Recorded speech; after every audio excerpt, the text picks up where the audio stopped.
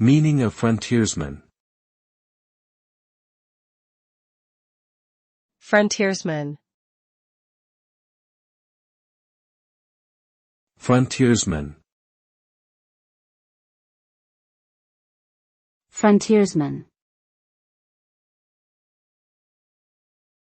Frontiersman. Frontiersman refers to a person who lives on or explores the boundaries of civilization, often in remote and unexplored areas. This term was commonly used during the expansion of the American West, where frontiersmen were known for their rugged individualism, survival skills, and ability to adapt to harsh living conditions. They were instrumental in opening up new territories, building settlements, and paving the way for further development. Today, the term is still used to describe someone who embraces adventure and seeks to explore the unknown in both literal and figurative senses.